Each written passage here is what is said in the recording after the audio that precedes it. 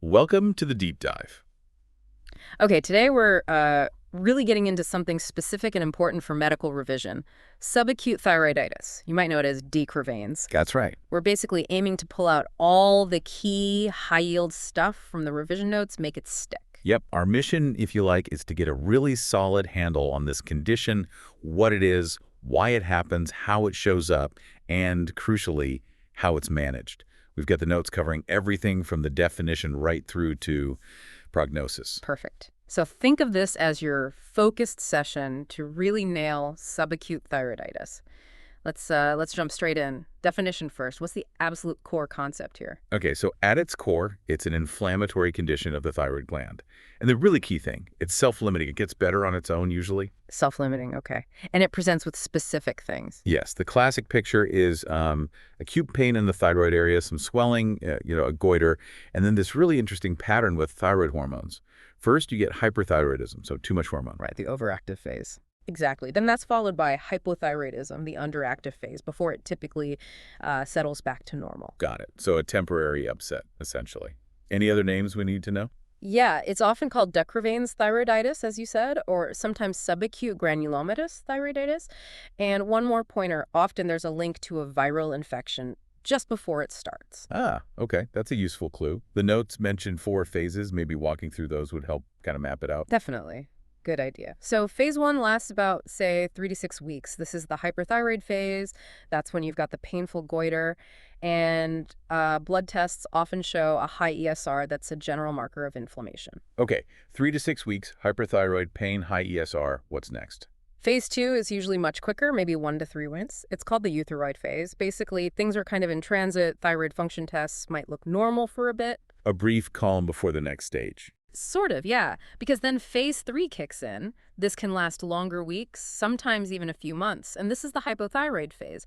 The thyroid's sort of exhausted after the inflammation. Underactive now. Right. And then finally, phase 4 is recovery. And, the good news is most people, the vast majority, get back to completely normal thyroid structure and function. Okay, that timeline makes sense. Hyper, then maybe normalish, then hypo, then recovery. Yeah. So what actually causes this inflammation in the first place? The etiology. Well, like a lot of things in medicine, the exact cause isn't completely nailed down, but the strongest link, the likely trigger, is thought to be a viral infection. Ah, that viral link again. Yep.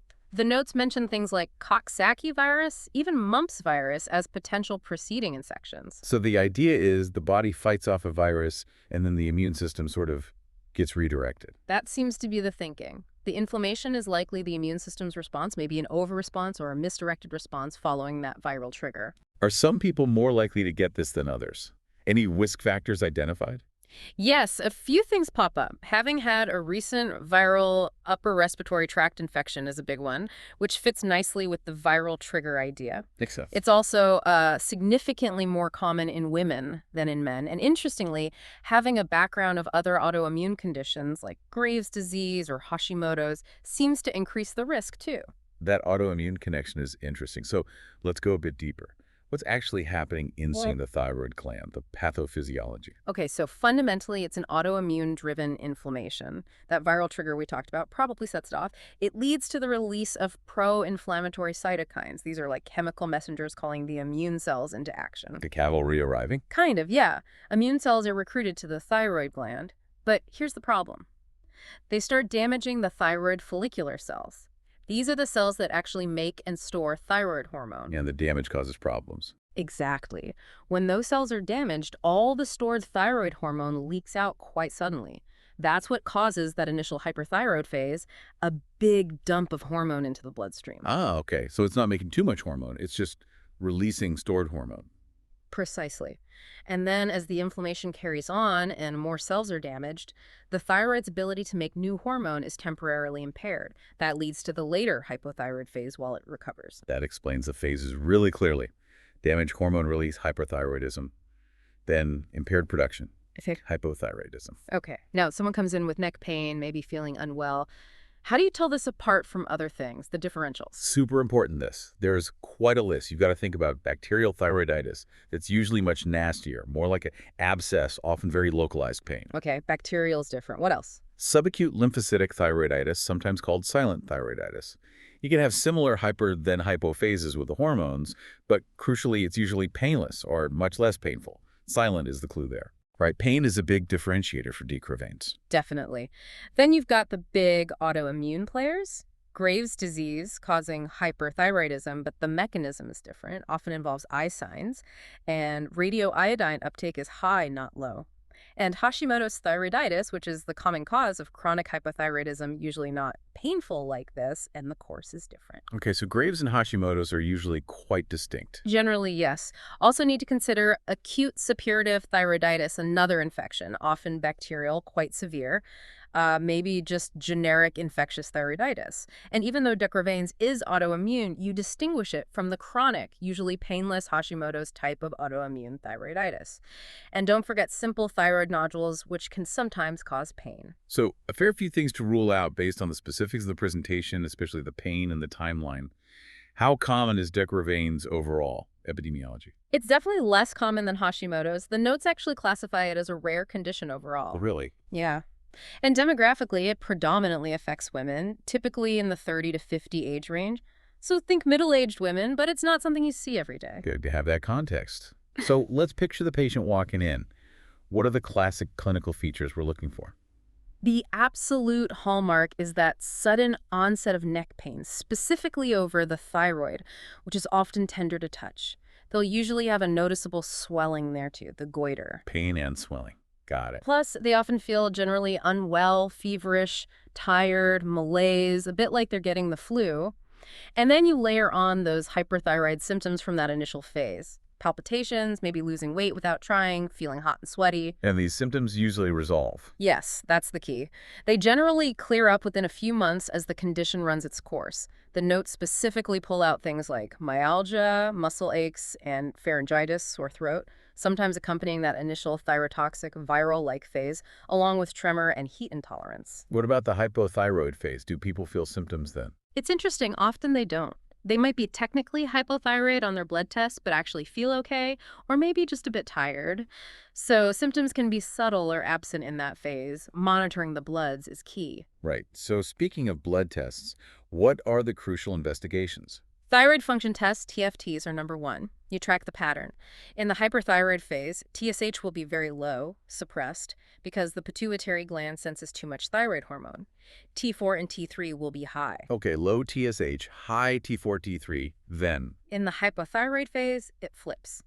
TSH goes high because the pituitary is trying to stimulate a struggling thyroid, and T4 and T3 might be low or low normal. Then, in recovery, everything should normalize. That pattern is quite distinctive. Any other tests that really clinch the diagnosis? Yes, the radioiodine uptake test is very helpful. During that initial hyperthyroid phase in de Quervain's, the uptake of radioactive iodine by the thyroid is characteristically very low. Why is that significant? Because the inflammation stops the thyroid cells from taking up iodine properly, even though there's lots of hormone leaking out. This is the opposite of Graves' disease, where the thyroid is overactive and sucking up lots of iodine, so uptake is high. Low uptake plus hyperthyroidism strongly suggests de Quervain's or another destructive thyroiditis. That makes sense. A key differentiator. Exactly. Thyroid scintigraphy, a type of scan, shows the same thing, reduced uptake. Inflammatory markers like ESR and CRP are usually elevated, confirming inflammation, but they're not specific. Could be raised for many reasons. And biopsy. Needed often. Generally, no. Usually, the clinical picture and the TFTs plus maybe the uptake scan are enough. Biopsy is reserved for unclear cases. Okay, we got the diagnosis. How do we manage it? What's the UK approach? The main thing to remember is it's often self-limiting, so management is primarily focused on symptoms. Many people with mild symptoms might not need any specific prescription treatment at all. So just watchful waiting sometimes. Pretty much. For the thyroid pain, which can be the most bothersome thing, NSAIDs like ibuprofen or naproxen are the first port of call. They help with both pain and inflammation. And if NSAIDs aren't enough or things are more severe? If the pain is really bad and not controlled by NSAIDs, or if the patient develops quite symptomatic hypothyroidism later on, then corticosteroids, like prednisolone, might be used for a short period. They are much stronger anti-inflammatories. Steroids for tougher cases. What about the hyperthyroid symptoms? Ah, yes. For things like palpitations, anxiety, tremor caused by the excess thyroid hormone in that first phase, beta blockers are really useful. They don't fix the thyroid inflammation itself, but they block the effects of the hormone on the body, making the patient feel much better. So symptom control is the name of the game.